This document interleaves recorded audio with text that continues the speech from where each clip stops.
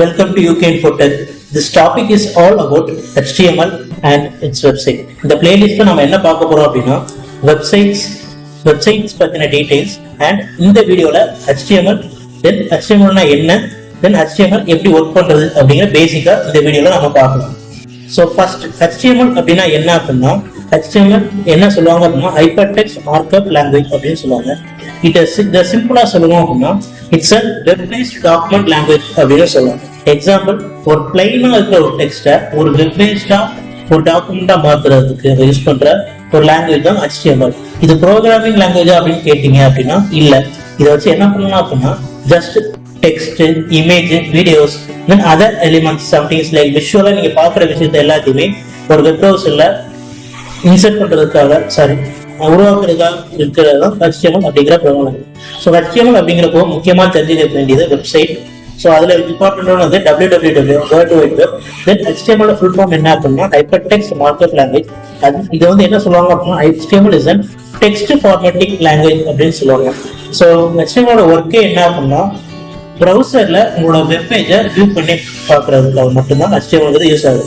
தென் HTML tax அப்படிங்கிறது ஒரு முக்கியமான விஷயம். டேக்ஸ் எப்படி ஒர்க் ஆகுது அப்படின்னா நார்மலா இருக்கிற ஒரு டேக் ஒரு டெக்ஸ்ட்டுக்கு முன்னாடியும் பின்னாடியும் இந்த மாதிரி ஒரு பிராக்கெட் யூஸ் பண்ணீங்க அப்படின்னா அது ஒரு டிஸ்பிளே வெப் பேஜ்ல டிஸ்பிளே ஆகிற ஒரு டெக்ஸ்டா அது கன்வெர்ட் ஆயிடும். ஸோ அதுக்காக நிறைய டேக்ஸ் யூஸ் பண்றோம். ஸோ நிறைய பில்டிங் டேக்ஸ் இருக்கு. Example text tags, multimedia tags, void tags, இந்த மாதிரி நிறைய டேக்ஸ் இருக்கு. இன்னைக்கு நம்ம டெக்ஸ்ட் டேக்ஸ் என்னெல்லாம் இருக்கு, தென் அது எப்படி கிரியேட் பண்ணி யூஸ் பண்றது அப்படிங்கறத இந்த வீடியோல நம்ம பார்க்கலாம்.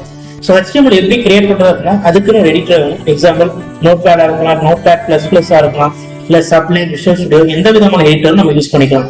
ஸோ HTML எக்ஸ்டென்ஷன் எப்படி சேவ் பண்ணணும் அப்படின்னு பார்த்தீங்கன்னா .htm ஆர் .html அப்படின்னு நம்ம எக்ஸ்டென்ஷன்ல சேவ் பண்ணணும். ஸோ அது எப்படி பண்ணணும் அப்படிங்கிறத நம்ம ஃபர்தரா பார்க்கலாம். ஸோ அடுத்து டேக்ஸ் சொன்னால. ஸோ டேக்ஸ்ங்கிறது எப்படி இருக்கும் அப்படின்னா ஸோ இதுதான் டேக்ஸ். டைட்டில் கொடுத்துருக்கல, நடுவில் நம்ம கொடுக்குற நார்மல் டெக்ஸ்ட் தாங்க. இந்த டெக்ஸ்ட்டை வந்து வெப் பேஸ்ட் ப்ரௌசர்ல வியூ பண்றதுக்காக யூஸ் பண்ணதான் இந்த டேக்ஸ் அப்படிங்கிறது. So HTML is not a case sensitive. HTML வந்து நம்ம டைட்டில்ங்கிறத ஸ்மால்லி டைட்டில் எழுதிக்கலாம், கேபிட்டல் டைட்டில் எழுதிக்கலாம். So HTML is not a case sensitive. So அடுத்து எப்படி ஒரு பேசிக்கா ஒரு HTML இதை கிரியேட் பண்ணலாம் எடிட்டர் வச்சு அப்படிங்கிறத இப்போ நம்ம பார்க்கணும். ஸோ நான் சப்ளைன் டெக்ஸ்ட் யூஸ் பண்றேங்க. ஸோ சப்ளைன் டெக்ஸ்ட் நான் யூஸ் பண்றேன்.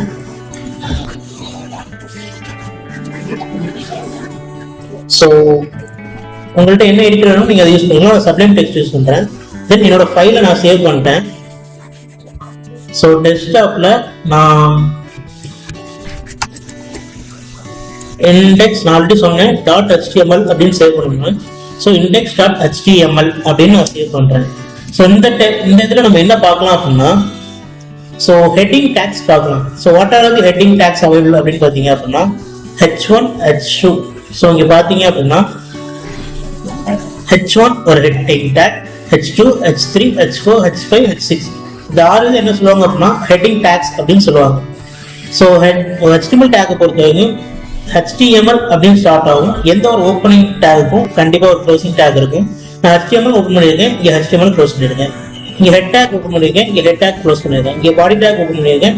இந்த பாடி டேக் உள்ளதான் நீங்க கொடுக்குற டெக்ஸ்ட் பேஸ் இன்ஃபர்மேஷன் எல்லாமே நீங்க யூஸ் பண்ணணும். ஸோ இதை நம்ம ரன் பண்ணி பார்க்கலாம் எப்படி ஒர்க் ஆகுது அப்படின்னு. ஸோ ஈஸியாக நான் டைப் பண்ண ஸ்டார்ட் பண்றேன். ஸோ HTML அப்படின்னு போட்டேன், சர்ச் பண்ணுவோம். ஸோ எனக்கு டெக்ஸ்ட் பேஸ்டா ஒரு HTML டாக்குமெண்ட் கிரியேட் ஆயிடுச்சு. இதுல நான் என்னோட ஹெட்டிங் டேக்ஸ் நான் எப்படி யூஸ் பண்றேன் அப்படின்னா H1 அப்படின்றது என்னோட ஹெட்டிங் டேக்ஸ் ஒன்று. இதுல நான் என்ன பண்றேன், ஹலோ வேர்ல்ட் அப்படின்னு நான் பிரிண்ட் பண்றேன். Hello world. ஓகேவா? Then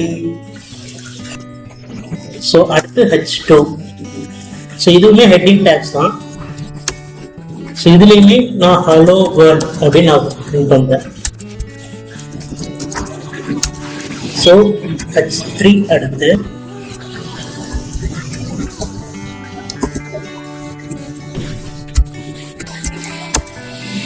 so same hello world அப்படின்னு ஹெட்டிங் டேக் செட் பண்றேன்.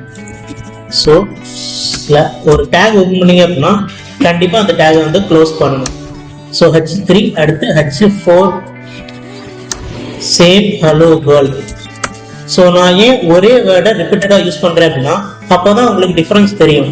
H1, H2, H3, H4க்கான டிஃப்ரென்ஸ் தெரியும். தட்ஸ் வை நான் திரும்ப திரும்ப ஒரே வேர்டை வந்து நான் யூஸ் பண்ணுறேன்.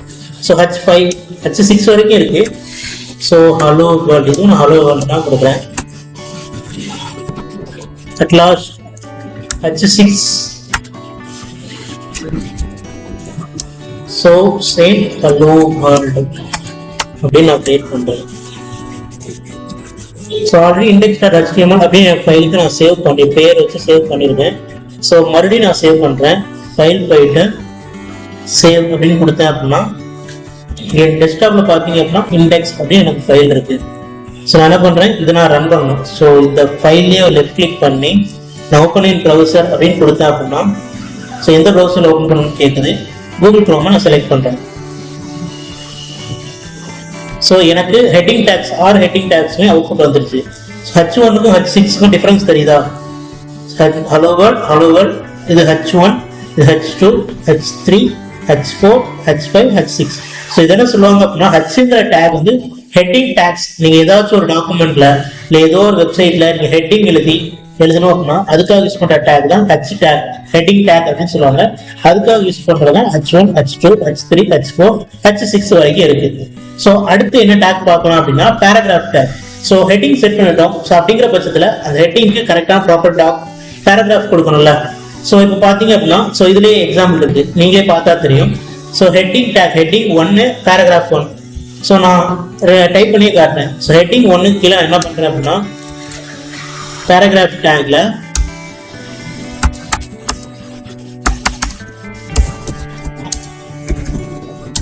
ஹாய்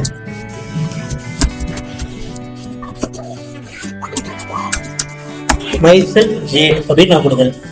ஓகேவா? ஸோ அப்படியே காப்பி பண்ணி Ctrl+C. ஸோ எல்லா ஹெட்டிங் டேக்லையும் நான் வந்து ஒரு பேராகிராஃப் டேக் நான் எழுதுறேன்.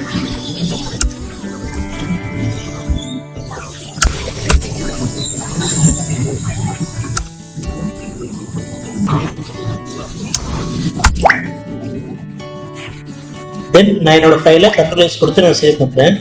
தென் இந்த ஃபைலை நான் ரன் பண்றேன் அப்படின்னா ஸோ ஹலோ H1 டேக் உள்ள ஒரு பேராகிராஃப் டேக். ஸோ பேராகிராஃப் டேக்கும் H1 டேக்கும் டிஃபரன்ஸ் தெரியுதா? ஸோ இது கொஞ்சம் போல்டா இருக்கு. இது நார்மலா ஒரு நீங்கள் ரிட்டர்ன்ல எழுதுற மாதிரி நார்மல் டெக்ஸ்டா இருக்குல்ல. ஸோ இதுதான் ஹெட்டிங் டேக்ஸ் அண்ட் பேராகிராஃப் டேக்ஸ்க்கான டிஃபரன்ஸ்.